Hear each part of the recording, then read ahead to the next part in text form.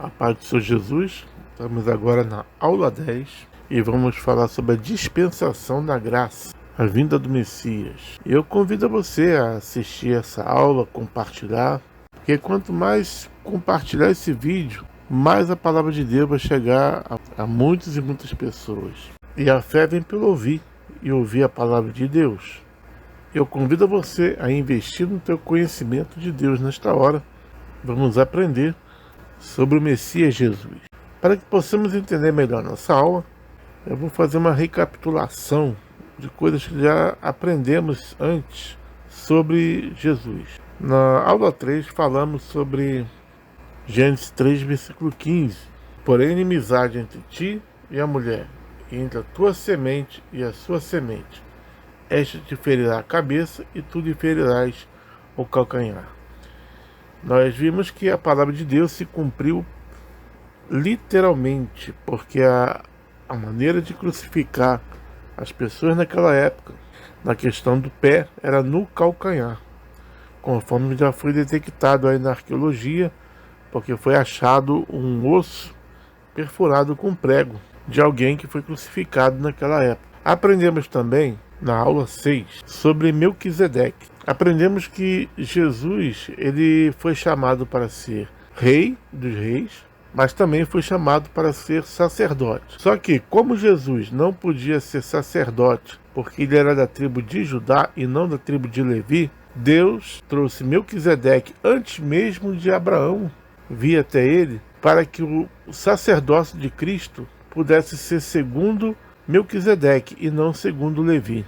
Em Hebreus 7,17 diz: porque dele assim se testifica, tu és sacerdote eternamente, segundo a ordem de Melquisedeque. Em Salmo 110,4, jurou o Senhor, e não se arrependerá, tu és sacerdote para sempre, segundo a ordem de Melquisedeque. Então nós vimos a importância de Melquisedeque quando encontrou Abraão.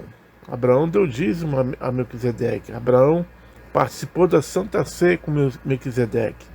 Ele comeu pão e vinho. O sacerdócio de Cristo é baseado em Melquisedeque e não baseado em Levi. E isso pôde fazer com que Jesus fosse tanto sacerdote como também rei. E além também dele ter sido o sacrifício perfeito, que vamos ver adiante. Na aula 6 também aprendemos sobre o significado do sacrifício de Isaac. Isaac, assim como Jesus, foi como uma ovelha muda para o matadouro. Isaac, assim como Jesus, obedeceu ao Pai até a morte. Assim como o homem entregou seu filho a Deus, Deus entregou seu filho unigênito para morrer em sacrifício pascal para salvar o que crê, porque diz em figura ou recobrou.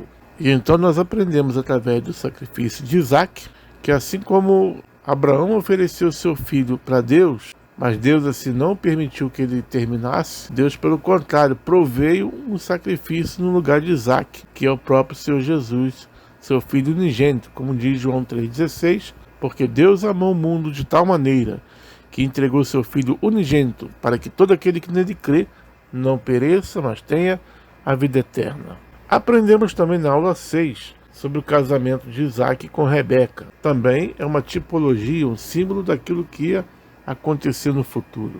Abraão pede Eliezer para buscar uma noiva para seu filho, uma noiva da parentela de Abraão, semita. Deus Pai, paralelamente, significa que Deus Pai enviaria o Espírito Santo para buscar uma noiva para seu filho Jesus. Está aí os versículos, Apocalipse 22, 17 e 19, 9.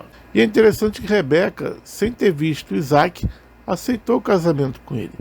E nós, sem ter visto Jesus pessoalmente, nós também aceitamos ir para o céu. Como diz João 20, 29, bem-aventurado aquele que não viu e creu. E algo que está para acontecer, assim como Isaac saiu da sua tenda para se encontrar com Rebeca, assim também Jesus vai nos encontrar nos ares, no dia do arrebatamento. Aprendemos também na aula 6 sobre José e a tipologia messiânica. Assim como José foi punido por fazer a coisa certa, Jesus também, sem ter cometido nenhum pecado, nenhum crime, foi condenado à morte. Mas assim também como José, aquele mesmo que desceu ao calabouço, depois subiu e ficou acima de todos, somente abaixo de Faraó, assim Jesus também, quando morreu, ele ressuscitou e subiu, e recebeu a chave da morte e do inferno, todo o governo foi entregue para Jesus através de Deus Pai. E então assim Jesus passou a ser o governante de todo o reino de Deus. E também José se encontra com seus irmãos e tem a chance de puni-los, mas ele acaba perdoando seus irmãos. Jesus também, quando ele vier, com poder e glória, depois do arrebatamento, 7 anos depois, com poder e glória, ele virá para salvar Israel de uma iminente extermínio em massa. Mas Jesus virá com poder e glória e vai destruir o exército do anticristo e o exército dos reinos da terra, conforme Zacarias 12, 9 a 12. E acontecerá naquele dia que procurarei destruir todas as nações que vierem contra Jerusalém. E sobre a casa de Davi, sobre os habitantes de Jerusalém, derramarei o espírito de graça e de súplicas, e olharão para mim, a quem transpassaram, e prantearão como quem pranteia por um unigênito. Sim, quando Jesus voltar, com poder e glória para salvar Israel, Israel vai se dar conta de que Jesus realmente era o Messias e eles haviam rejeitado ele. Irão olhar suas mãos furadas, seus pés furados e seu lado furado. Como diz aqui, olharão para mim, a quem transpassaram. Aprendemos também na aula 6 sobre as profecias de Jacó, principalmente em relação a Jesus, que fala para Judá: o cetro não se arredará de Judá, ou seja, de Judá haveria um reino que ia durar para sempre. E também dizendo sobre a morte de Jesus: ele amarrará o seu jumentinho à vide, ele lavará a sua veste no vinho e a sua capa em sangue de uvas, simbolizando o derramamento de sangue. Aprendemos também na aula 7 que Moisés também falou que o Messias viria, conforme Deuteronômio 18, 15 a 19. O Senhor teu Deus te levantará um profeta no meio de ti, teus irmãos, como eu. A ele ouvireis. Versículo 18. Eis lhe suscitarei um profeta do meio de seus irmãos, como tu, e porei as minhas palavras na sua boca, e ele lhes falará tudo o que eu lhe ordenar. E será que qualquer que não ouvir as minhas palavras, que ele falar em meu nome, eu requererei dele. E nós tivemos aqui Jesus, conforme João capítulo 1, o verbo que se transformou em carne e habitou no meio de nós.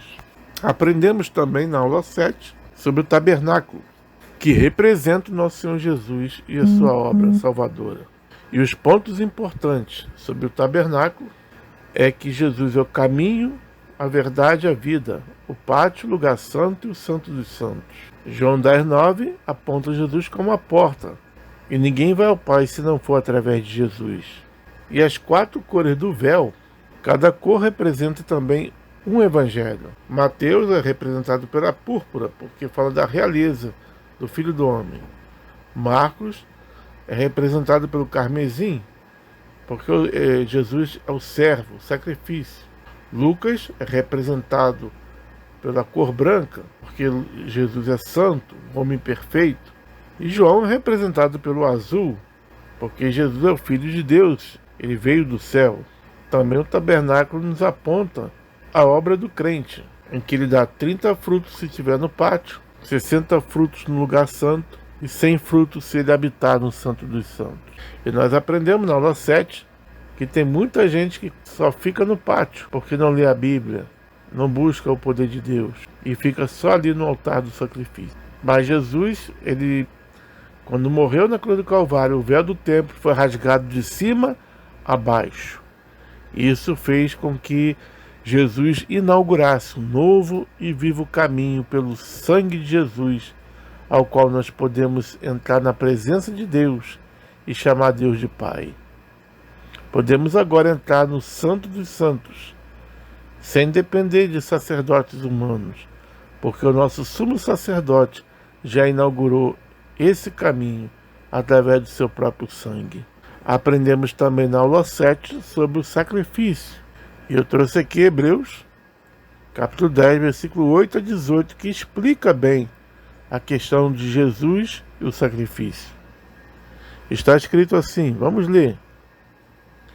Primeiro ele diz: sacrifícios ofertas, holocaustos e ofertas pelo pecado não quiseste, nem deles te agradaste, os quais eram feitos conforme a lei. Então acrescentou: aqui estou, vim para fazer a tua vontade. Ele cancela o primeiro para estabelecer o segundo. Pelo cumprimento dessa vontade, fomos santificados por meio do sacrifício do corpo de Jesus Cristo, oferecido uma vez por todas. Dia após dia, todo sacerdote apresenta-se e exerce seus deveres religiosos. Repetidamente oferece os mesmos sacrifícios, que nunca podem remover os pecados. Mas, quando este sacerdote acabou de oferecer para sempre um único sacrifício pelos pecados, assentou-se à direita de Deus. Daí em diante, ele está esperando até que os seus inimigos sejam colocados como estrado dos seus pés. Porque, por meio de um único sacrifício, ele aperfeiçoou para sempre os que estão sendo santificados. O Espírito Santo também nos testifica a este respeito. Primeiro ele diz: esta é a aliança que farei com eles. Depois daqueles dias, diz o Senhor, porei as minhas leis em seus corações e as escreverei em sua mente. E acrescenta: dos seus pecados e iniquidades não me lembrarei mais. Onde esses pecados foram perdoados, não há mais necessidade de sacrifício por eles. Ou seja, em Hebreus está explicando que o sacrifício de Jesus é o sacrifício que vale desde a fundação do mundo e vale para todo sempre. Quando aprendemos na lei de Moisés sobre sacrifício, nada mais são sacrifícios representando o que Jesus ia fazer por nós. Ele ia nos livrar do pecado, da culpa, do juízo. Porque enquanto o sacrifício de animais encobria o pecado, o de Jesus tira o pecado. Porque João mesmo falou: eis o Cordeiro de Deus que tira o pecado do mundo. Aprendemos também na aula 7 sobre as festas judaicas e a profecia do Messias. E a primeira festa é a Páscoa. E Jesus cumpriu essa Páscoa exatamente no dia da Páscoa. Ele morreu por nós, o sacrifício eterno. E agora nós temos remissão de nossos pecados. E aprendemos na aula 8 sobre a tipologia da serpente no deserto. O pecado nos trouxe maldição. A maldição era a serpente que picava as pessoas, que ficaram condenados à morte. O povo se arrependeu, Deus mandou fazer uma semelhança da maldição, uma serpente de bronze. Quem olhasse para a semelhança da maldição, que era a serpente de bronze, seria salvo da morte. Quem desprezava a salvação era morto. Assim também Jesus. Ele foi pendurado no madeiro, para que todo aquele que nele crê não pereça, mas tenha a vida eterna. Aprendemos também na aula 8 sobre Davi e o reino que não terá fim. 2 Samuel 7,16, que diz: quanto a você, sua dinastia e seu reino permanecerão para sempre diante de mim. O seu trono será estabelecido para sempre. Então sabemos que Deus prometeu que da linhagem de Davi viria um que seria rei para todo sempre. Assim como falou também para Jacó, que o cetro dele não teria fim até que viesse Siló, ou seja, o ungido, ou seja, o Messias, nosso Senhor e Salvador Jesus Cristo. Aprendemos também na aula 8 sobre a festa do Purim e o plano da salvação. Porque assim como foi feita uma lei que não podia ser revogada, onde as pessoas poderiam matar os judeus, depois Assuero entregou para Mardoqueu e Ester o direito de fazer uma nova lei. E eles fizeram uma lei que salvasse os judeus. Assim também Deus, que fez uma lei que não pode ser revogada, que é: o salário do pecado é a morte. E como todos nós somos pecadores, todos nós fomos condenados à morte. E então Deus fez uma nova lei, Já que ele não podia revogar a anterior, ele fez uma nova, uma lei da salvação, uma lei em que todo aquele que crê em Jesus como o seu único e fiel Salvador será salvo. Quem crê no seu coração que Jesus é o Filho de Deus e confessar com a sua boca que Ele é o Salvador, será salvo, tu e tua casa, como diz a palavra de Deus. Como vimos em Romanos 6:23, porque o salário do pecado é a morte, mas o dom gratuito de Deus é a vida eterna, por Cristo Jesus nosso Senhor. Aprendemos na aula anterior, aula 9, sobre as 70 semanas de anos e seu cumprimento fiel, quando Jesus entrou em Jerusalém e todos clamavam, Hosana ao filho de Davi. E naquela mesma semana o Messias foi morto, mas no terceiro dia ele ressuscitou. E ali começou um período novo, um período da graça, um período do jubileu, o período dos gentios. Porque Deus enviou Jesus, não para salvar só os judeus, mas muito mais do que isso, para salvar os gentios da perdição eterna. Então vamos começar a nossa aula de hoje. Após recapitularmos tudo que nós aprendemos até hoje, vamos prosseguir. Existem várias profecias na Bíblia que falam sobre Jesus e a sua vinda, a vinda do Messias. Muitos judeus acreditam que essas profecias ainda não tenham se cumprido e ainda vão se cumprir, porque eu, na verdade, eu não entendo por que eles não acreditam em Jesus como Messias, porque toda a Torá, os profetas, todos apontam e falam de Jesus como Messias, como nós já vimos até agora, quando recapitulamos as aulas anteriores, tudo aponta para Jesus, o Messias. E vamos ver outras profecias também que apontam para tudo que aconteceu, corroborando que Jesus é o Messias. Bom, Isaías, capítulo 7, versículo 14, diz, portanto, Senhor mesmo vos dará um sinal. Eis que uma virgem conceberá e dará à luz um filho, e será o seu nome Emanuel. Bom, Emanuel significa Deus conosco, o próprio Deus habitando entre nós através de seu verbo, o Filho Jesus. E nós sabemos que Maria era virgem quando concebeu Jesus. O próprio anjo Gabriel veio lhe dar a notícia e ela aceitou essa incumbência. Isaías 53:5 diz, era desprezado e o mais rejeitado entre os homens, homem de dores e experimentado nos trabalhos, e como um de quem os homens escondiam o rosto, era desprezado e não fizemos dele caso algum. E se cumpriu. Os judeus daquela época não fez caso de Jesus, não creu que ele era o Messias. Ele até os 30 anos trabalhava normalmente, trabalhou junto com seu pai, cuidou de sua casa, trouxe mantimento, e quando fez 30 anos iniciou seu ministério para trazer a palavra de Deus. E Isaías 11:10 fala, e acontecerá naquele dia que a raiz de Jessé, a qual estará posta por estandarte dos povos, será buscada pelos gentios, e o lugar do seu repouso será glorioso. E mesmo antes de Jesus ressuscitar, nós vemos nos evangelhos que pessoas que não eram judeus procuravam Jesus para sua salvação. Em Isaías 49:6, Deus fala através de Isaías, disse mais, pouco é que sejas o meu servo, para restaurares as tribos de Jacó, e tornares a trazer os preservados de Israel. Também te dei para a luz dos gentios, para seres a minha salvação até a extremidade da terra. Então nós vimos que Jesus veio para os que eram seus, mas os seus não o receberam. Mas a todo aquele que nele creu, Deus deu-lhes o poder de serem feitos filhos de Deus.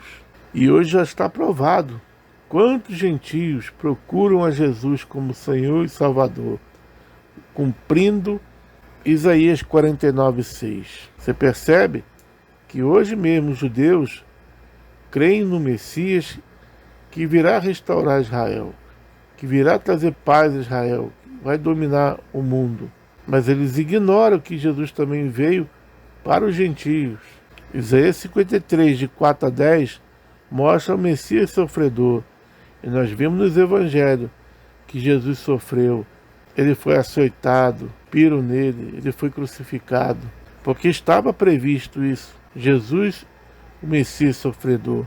Isaías 56 diz: as minhas costas ofereci aos que me feriam, e a minha face aos que me arrancavam os cabelos. Não escondi a minha face dos que me afrontavam e me cuspiam.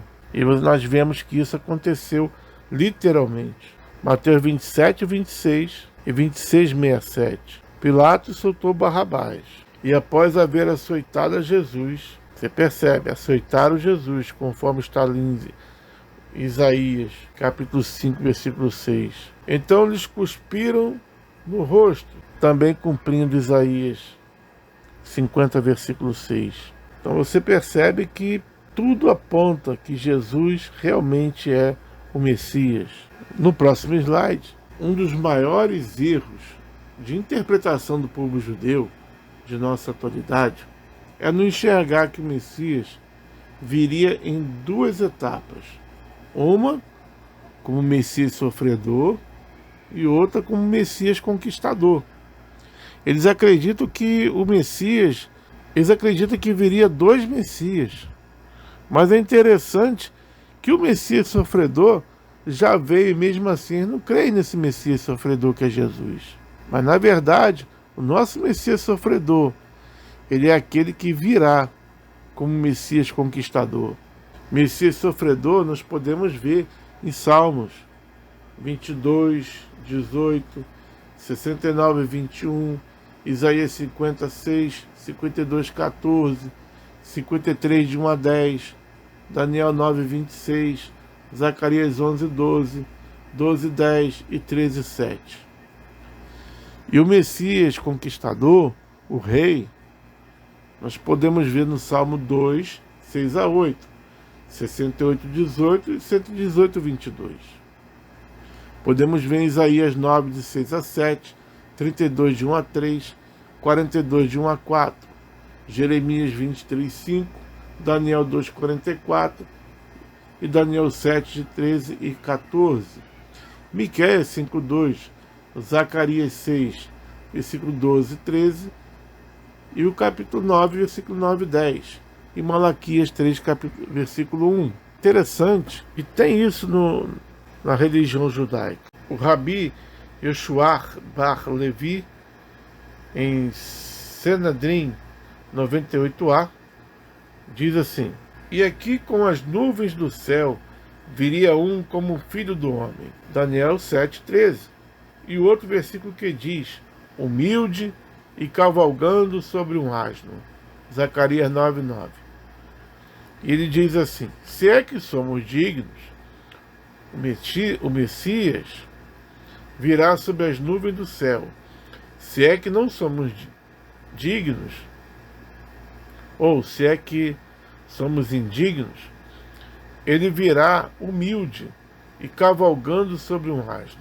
E também no Talmud, no Tratado Sukkar 51a, encontramos as seguintes declarações: o Messias, que descende de Yosef, aparecerá primeiramente para trazer salvação ao povo judeu.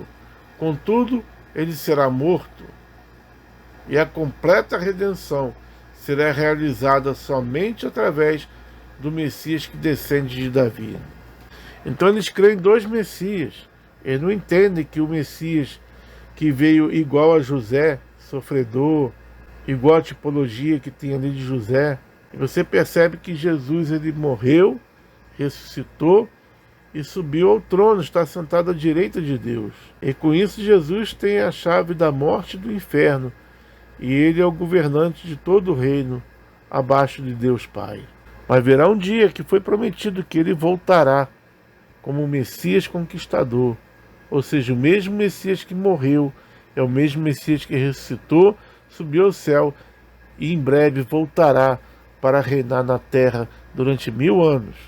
E ele diz assim: no período do Messias descendente de José, a morte e o pecado seguirão existindo, mas o período do Messias que descende de Davi liderará uma nova ordem natural, na qual a morte e o pecado não terão lugar. E nós vimos que há verdade nisso. A única diferença na interpretação deles para a verdade é que não haverá dois Messias. Na verdade, só há um Messias, que veio como José, mas voltará como Davi. Porque ele morreu, conforme até eles previam que ele morreria, mas ele ressuscitou ao terceiro dia e foi visto por mais de 400 pessoas durante o período de uns 40 dias. E sobre ele ser digno ou não, realmente eles foram indignos. Porque Mateus 22, de 8 a 10, Jesus disse assim: Então disse a seus servos: O banquete de casamento está pronto, mas os meus convidados não eram dignos. Vão às esquinas e convidem para o banquete todos os que vocês encontrarem. Então os servos saíram para as ruas e reuniram todas as pessoas que puderam encontrar, gente boa e gente má. E a sala do banquete de casamento ficou cheia de convidados. Mateus 22, 8 a 10. Ora, realmente os convidados não eram dignos, e por isso iniciou uma nova fase, a fase de convidar aqueles que eram considerados indignos, aqueles que eram aleijados, cegos, os bons, maus, foram todos convidados. Quem são esses? Nós, os gentios, aqueles que os judeus sempre olharam com maus olhos. Mas Deus nos deu o poder de sermos feitos filhos de Deus, porque os convidados foram indignos. Por isso Jesus veio como José.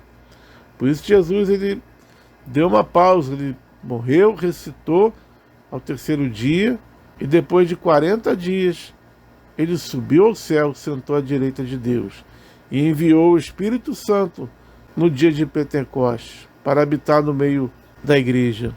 Em Atos 1, 9 a 12, podemos ver: E quando dizia isto, vendo eles, foi levado às alturas, e uma nuvem o recebeu, ocultando a seus olhos.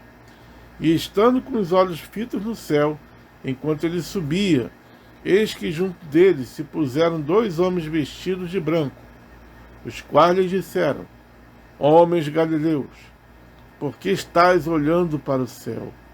Esse Jesus, que dentre vós foi recebido em cima do céu, há de vir, assim como para o céu o vistes ir.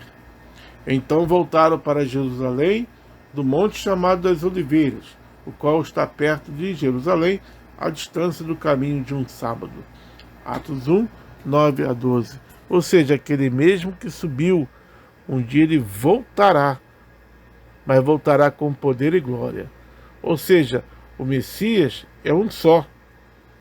Yeshua HaMashiach, Jesus Cristo, o Messias. Prosseguindo aí para o próximo slide, nós podemos ver várias profecias cumpridas dentro do livro de Salmos. Claro que o tempo curto não nos deixa ler tudo, mas eu vou deixar esse slide aí embaixo do vídeo, para que você possa baixar em PDF e você possa ler. E vai ser um exercício para essa semana. Você vai ler o Salmo, depois vai ler os versículos referente àquele Salmo. Por exemplo, Salmo 2,7, o cumprimento está em Hebreus 1,5, Mateus 3, 16 e 17. Salmo 8,2, o cumprimento está em Mateus 21, 15 a 16. Então você vê aí que todos esses salmos que foi escolhido aqui, todos eles têm um cumprimento na vida do Messias Jesus. Salmo 22, então, fala de toda a crucificação de Jesus. Tudo ao pé da letra. E isso é importante, que você baixe esse vídeo e possa estudar nessa semana cada salmo e cada versículo. Invista no teu conhecimento. Não tenha preguiça de ler. Porque quanto mais você ler a palavra de Deus, mais cheio do Espírito você ficará, mais preparado para a volta de Jesus você estará, mais preparado para subir você vai estar. Então não deixe de ler esses versículos. Vamos para o próximo slide. Vamos ver agora também a trajetória do Verbo de Deus que se transformou em carne. A primeira coisa que aconteceu foi o nascimento virginal. Tudo cumprindo Isaías 9, 6 e 7, Isaías 11, versículo 1. E lembrando que Jesus foi o segundo Adão, porque o primeiro Adão veio trazendo o pecado ao mundo. Mas o segundo Adão veio para tirar o pecado do mundo. Por que primeiro Adão e segundo Adão? Porque o primeiro Adão foi feito imagem e semelhança de Deus pelas próprias mãos de Deus. E o segundo Adão, Jesus, também foi o próprio Espírito Santo que gerou a vida no ventre de Maria. E Jesus é sua imagem e semelhança. Depois, quando Jesus fez 30 anos, Jesus foi para se batizar com João Batista. E ali naquele momento, quando João encontra Jesus, João declara: eis aí o Cordeiro de Deus que tira o pecado do mundo. E também se ouve uma voz que diz, uma voz do céu que diz: esse é meu filho amado, em quem me comprazo. Depois do batismo, Jesus foi levado pelo Espírito ao deserto, a fim de ser tentado. Porque Jesus, ele tinha que ser tentado, porque ele só seria o sacrifício perfeito se ele não tivesse pecado algum. E como saber se ele cairia no pecado ou não se não fosse tentado? Então Jesus foi tentado nas 3 esferas humanas. Ele foi tentado corpo, alma e espírito. Ele foi tentado no corpo quando teve fome. O diabo falou: eis aí pedra, transforma a pedra em pão. E Jesus respondeu: nem só de pão viverá o homem, mas de toda palavra que sai da boca de Deus. Depois o diabo tentou em sua alma, na sua altivez de espírito. Ele falou: lança-te aqui do pináculo, porque está escrito que a seus anjos dará ordem a teu respeito para que não pise em pedra alguma. Deus vai te livrar dessa queda. E então Jesus respondeu: também está escrito, não tentarás o Senhor teu Deus. Ou seja, o diabo queria que Jesus se lançasse para baixo, não ia morrer, porque realmente Deus não ia deixar ele morrer, mas com isso ele ia ser altivo de espírito, ele ia ser exaltado diante dos homens, dizendo que ele era o Messias. E você percebe que em todo o ministério de Jesus, Jesus sempre escondeu e só falou para os seus discípulos a questão dele ser o Messias, o Filho de Deus. Mas ele sempre procurou se ocultar, mas ele sempre procurou ocultar a sua real natureza divina. Até os demônios falavam: vieste nos atormentar antes do tempo, ó Filho de Deus. E ele mandava eles se calarem, para que ninguém pudesse ouvir e não percebesse que ele é o Filho de Deus. E a terceira tentação foi a tentação no Espírito, onde o diabo mostra as riquezas do mundo e fala: se você me adorar, eu te darei todas essas riquezas. Aí, na verdade, o diabo apelou, ofereceu a riqueza para aquele que é o dono do ouro e da prata. Mas Jesus falou: para trás de mim, Satanás, porque está escrito: somente ao Senhor teu Deus adorarás, e somente a Ele prestará culto. Então Jesus venceu a tentação do corpo, a tentação da alma e a tentação do espírito. Percebemos também durante o Evangelho que Filipe uma vez falou: mostra-nos o Pai, o que nos basta. E Jesus respondeu: Filipe, estou há tanto tempo convosco e você não me conhece? Ou seja, eu e o Pai somos um, disse Jesus. E para demonstrar que ele e o Pai é um, certa vez Jesus falou: antes que Abraão existisse, eu sou. E eu sou, só Deus podia falar. Assim como falou para Moisés, Jesus também falou, porque ele é o Filho de Deus. Observamos também nos Evangelhos, cumprimento de Isaías 35, versículos 5 e 6. Está em Mateus 9, 35. É o ministério de Jesus, o ministério de cura, libertação e ensino da palavra. Certa vez, João estava no cárcere e pediu para perguntar a Jesus se era ele mesmo aquele que havia de vir. Jesus começou a curar as pessoas, libertar as pessoas das opressões demoníacas, dar vista aos cegos.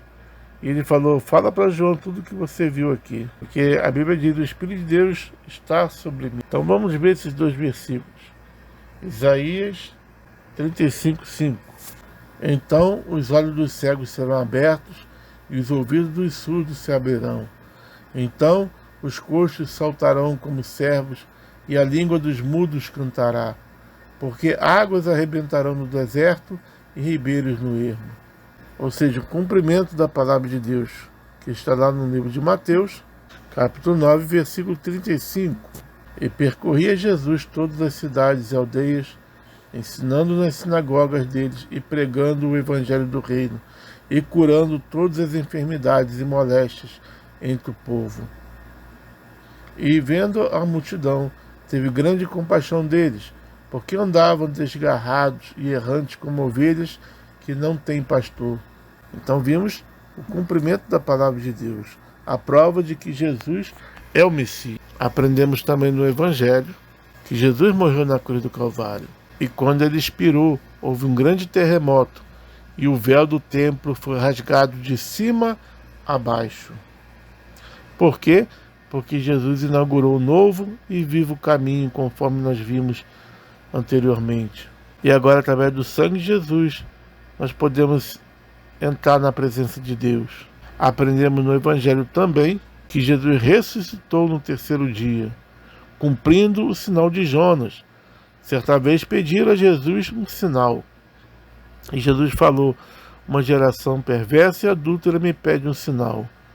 Apenas um sinal lhes darei, o sinal de Jonas. Porque assim como Jonas ficou 3 dias e 3 noites no ventre da baleia, ou do grande peixe, né, em algumas versões, assim também o Filho do Homem estará no seio da terra. Ou seja, Jesus ficou 3 dias e 3 noites no seio da terra, para então ressuscitar. E esse é o grande sinal de Jonas, a ressurreição de Jesus Cristo. Por isso ele vive e reina para todo sempre.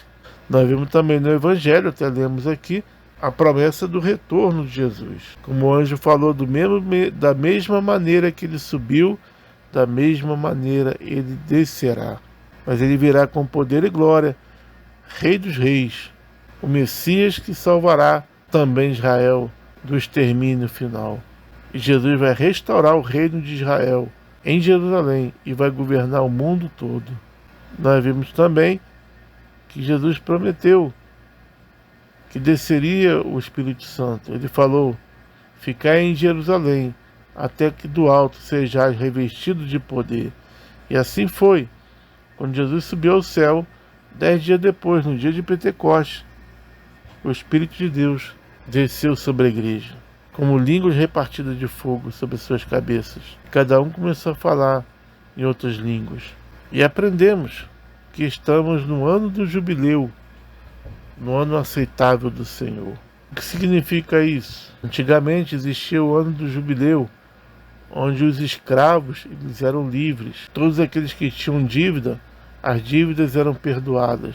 E é nesse ponto que é a graça. A dispensação da graça trata-se desse ano favorável, o ano do jubileu. Porque através de Jesus Cristo, nós que tínhamos a dívida do pecado, nós não temos mais. Nós que éramos escravos do pecado, agora somos livres para adorar a Deus. Então nós vemos um paralelo muito interessante entre o jubileu e a graça. Pela graça somos salvos. Isso não vem de nós, é dom de Deus. Somos salvos não por causa de nossas obras, para que ninguém se glorie.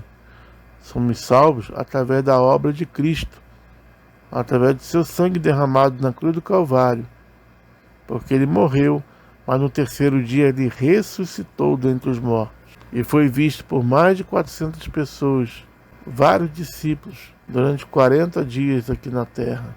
E foi visto por eles, subindo ao céu, e o anjo que estava ali também falou, assim como ele subiu, assim ele descerá. Partindo para o próximo slide, nós temos aqui as 7 fases da salvação. Então, com a morte e ressurreição de Cristo, o plano da salvação de Deus teve efeito.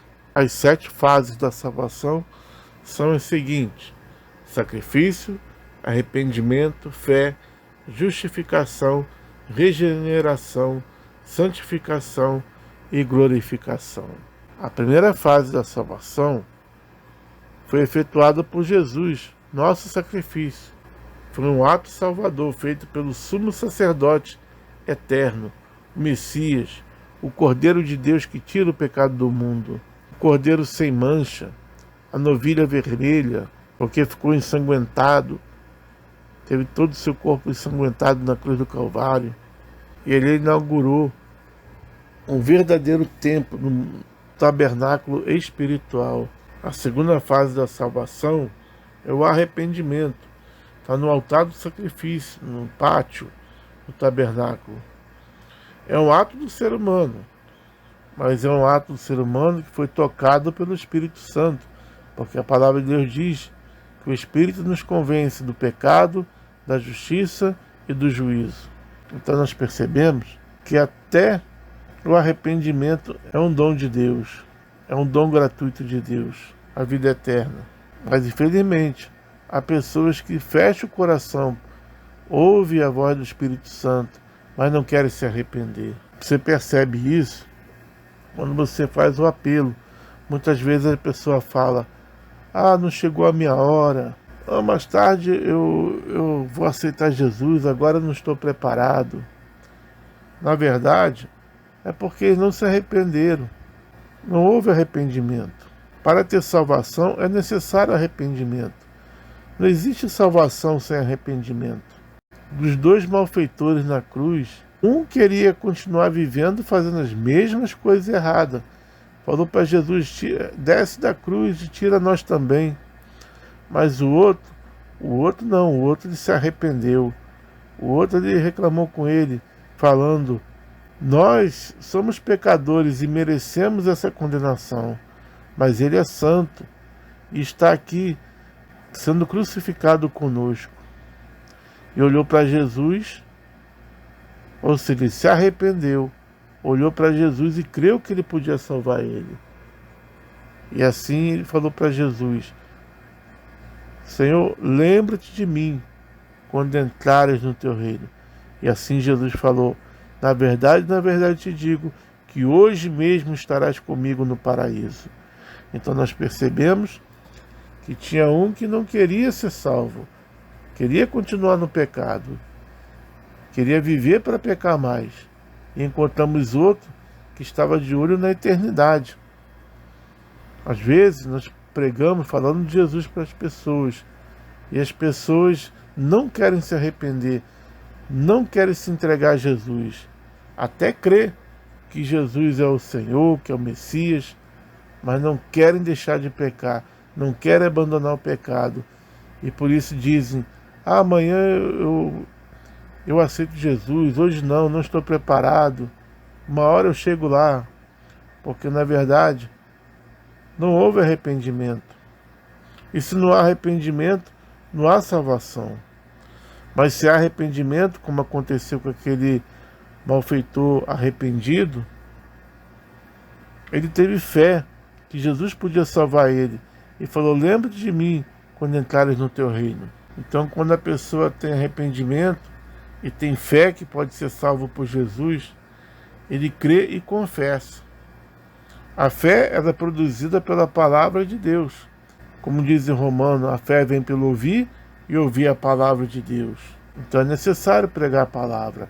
Isso que eu estou fazendo aqui, trazendo a palavra de Deus, é para motivar a sua fé, para que você seja salvo. Depois de crer e confessar, porque quem crê no seu coração que Jesus é o Filho de Deus, e confessar com a sua boca que Jesus Cristo é o Senhor e seu Salvador, será salvo tu e tua casa, como diz a palavra de Deus.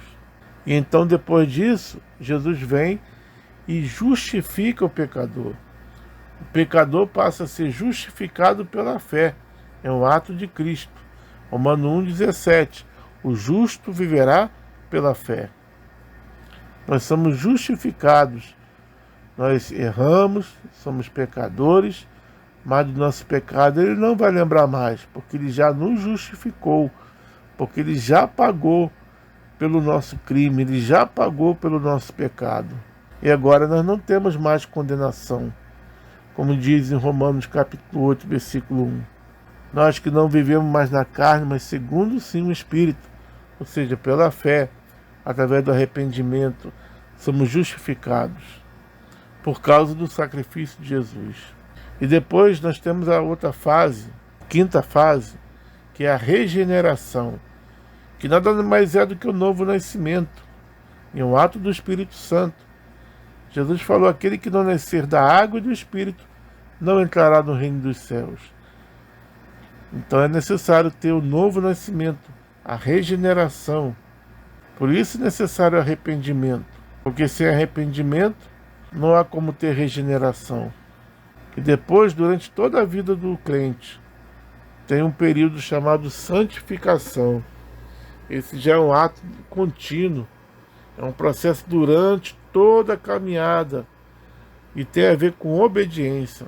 É um ato do homem em obediência ao Espírito Santo, porque até para a nossa santificação nós dependemos de Deus, nós dependemos do Espírito Santo, porque Jesus falou: o Espírito vos conduzirá a toda a verdade. Ou seja, o Espírito Santo, ele veio para nos preparar uma noiva para o Filho de Deus. E é um processo durante toda a caminhada cristã, a santificação, sem a qual ninguém verá o Senhor. Como diz: buscai a paz com todos, e a santificação, sem a qual ninguém verá o Senhor. Então a santificação também é um processo contínuo na vida do crente, que é necessário durante a sua caminhada. É um processo de obediência. Infelizmente, hoje temos muitos crentes que não buscam a santificação, não buscam ler a Bíblia todo dia, não buscam orar a Deus, não buscam a presença do Espírito Santo, mas estão preocupados com as coisas desse mundo, os afazeres desse mundo, e por isso são como aquela semente que foi plantada, até germinou, mas está no meio de espinhos, e por isso não pode dar fruto. E lembre, toda árvore que não dá fruto só serve para ser queimado, lançado no fogo. Mas o desejo de Deus é que você dê fruto, que caia essa palavra numa terra boa. Mas para que isso aconteça, você precisa ouvir e entender a palavra de Deus. E a palavra de Deus nos ensina que nós devemos buscar a cada dia a nossa santificação. Santificai-vos ao Senhor. E a última etapa é uma etapa que ainda não aconteceu. É a glorificação, que só vai acontecer no dia do arrebatamento, onde nós vamos receber novo corpo, um corpo glorificado. É um ato do Trino Deus, a ressurreição dos vivos. E você fala: ressurreição dos vivos? Não seria dos mortos? Não, haverá duas ressurreições. A primeira é a ressurreição dos vivos, porque nós vamos receber um novo corpo. Nós vamos ressuscitar em um novo corpo. Aqueles que estiverem vivos serão transformados e receberão também um novo corpo no dia do arrebatamento. E assim se completará toda a obra de salvação, quando formos glorificados naquele grande dia do arrebatamento, onde receberemos um novo corpo, um corpo glorificado, um corpo incorruptível, um corpo que não se machuca, um corpo que não peca nunca mais. E então nós vemos nessa aula que o plano da salvação é cumprido na morte e ressurreição de Jesus Cristo, o nosso Messias. E nós podemos ver em vários e vários versículos que Jesus realmente é o Messias sofredor, que morreu, ressuscitou, e em breve ele voltará como o Messias conquistador, a pedra que os edificadores rejeitaram. Essa pedra é a mesma pedra que Daniel viu vindo do céu e derrubando todos os reinos e formando um reino que não tem fim. Conforme Deus havia já prometido lá com Davi que o seu reinado não teria fim, e já havia falado através de Jacó também que o cetro não se apartará de Judá até que venha Siló. E nós percebemos também vários e vários versículos, tanto em Isaías, Ezequiel, Miqueias, Zacarias, todos os profetas, Daniel. Nós podemos ver até no livro de Salmos, falando sobre Jesus, falando da obra salvadora de Jesus, falando de detalhes da vida de Jesus. É impossível que Jesus não seja o Messias que Israel, o Messias que Deus prometeu a Israel. Porque Deus falou para Daniel que ele viria depois da reconstrução do templo e antes da outra destruição do templo. E justamente no ano 70, depois de Cristo, teve a destruição do templo. E Jesus ele veio nesse período, cumprindo a palavra de Deus ao pé da letra. E em breve ele voltará para buscar a sua igreja. E é isso que na próxima aula, aula 11, nós vamos falar sobre a dispensação da graça até a plenitude dos gentios, preparando a volta do Messias. A plenitude dos gentios é o dia do arrebatamento. Então na próxima aula nós vamos falar de coisas escatológicas, coisas sobre a volta de finais da volta de Jesus e o cumprimento da sua palavra. E na aula 12 nós vamos terminar falando dos novos céus e nova terra que virá depois do juízo final. Então estamos quase terminando o nosso curso sobre o plano da salvação de Deus. O curso da Bíblia em 12 lições, de Gênesis a Apocalipse. E eu peço a você, para que você possa compartilhar esse curso com quanto mais pessoas você conseguir, mais você estará fazendo a obra de Deus também. Então peço a você, dê o like, se inscreva no canal, que tem muito mais coisa para trazer para cada um daqueles que amam aprender a palavra de Deus. Eu gosto de ensinar, porque Deus me fez professor, eu estudei, continuo estudando, eu gosto de passar tudo que eu aprendi, não gosto de guardar nada para mim, porque a palavra de Deus diz que aquele que ouve e entende dará 1 por 100 frutos. E o meu desejo é que haja muitas pessoas salvas, milhares de pessoas salvas. Eu tenho fé que esse estudo bíblico vai fazer com que pessoas sejam salvas. E quando chegarmos no céu, eu vou ficar contente de ouvir que pelo menos uma pessoa possa ter sido salva por causa desses estudos. Mas quem dera, né? Que fossem milhares. Mas para que isso aconteça, eu dependo também da sua ajuda. Eu dependo que você também se faça um servo de Deus e compartilhe este estudo nas suas redes sociais, no seu Facebook, no seu WhatsApp, no seu Instagram. Você compartilhe com pelo menos 3 ou 4 pessoas do seu grupo do WhatsApp, do Telegram, onde você puder. Ajude a compartilhar. Nos ajuda a ganhar almas para o reino de Deus. Então até a próxima aula, aula 11. Que Deus te abençoe em nome de Jesus.